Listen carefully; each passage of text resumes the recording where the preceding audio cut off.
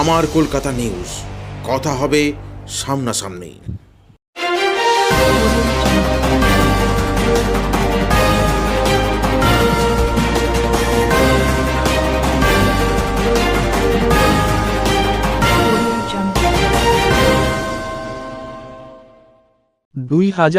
সালে জুলাই মাসে হুগলি জেলার বাসিন্দা 4.5 বছরের একটি শিশু বাড়ির সামনে খেলছিল।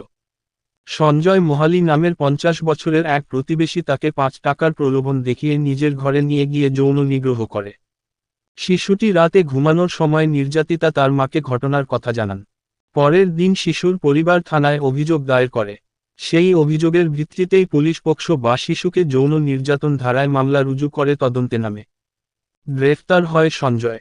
এই মামলায় সরকার পক্ষের আইনজীবী ভাস্কর প্রসাদ বন্দ্যোপাধ্যায় জানান, তদন্তকারী অফিসার পিয়ালি বিশ্বাসের সহযোগিতায় মোট 13 জনের সাক্ষীর ভিত্তিতে পক্সো আইনের 2টি ধারায় যথাক্রমে 10 বছরের সশ্রম কারাদণ্ড এবং 20 বছরের সশ্রম কারাদণ্ড এবং 10,000 টাকা জরিমানা অনাদায় আরও 6 মাস বিনাশ্রম কারাদণ্ডের নির্দেশ দেওয়া হয়।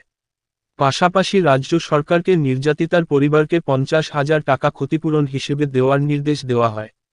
আদালতের রায় শুনে খুশি নির্যাতিতার পরিবার।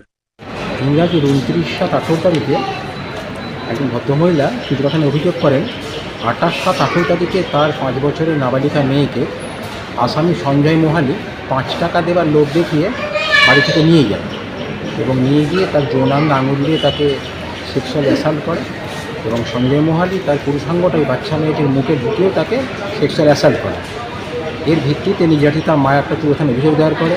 তার ভিত্তিতে কেস শুরু হয় 376(2) ধারায় এবং পক্সো আইনের 4 ধারায় এবং তদন্তকারী অফিসার পিয়ালি বিশ্বাস তদন্ত শেষে চার্জশিট দেন, আসামিকে অ্যারেস্ট করেন।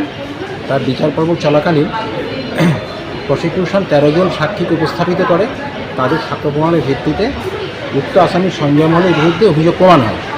আজকে মহামান্য আদালত Arundhati Bhattacharya second additional session জাজ হুগলি আসামিকে তার বিরুদ্ধে অভিযোগ প্রমাণ হওয়ার কারণে 20 বছরের সশ্রম কারাদণ্ডিত করেন এবং 10,000 টাকা ফাইন করেন, অনাদায় আরও 6 মাস দেন এবং নির্যাতিতা বাচ্চা মেয়েটিকে 50,000 টাকা ক্ষতিপূরণ দেওয়ার জন্য অর্ডার দেন।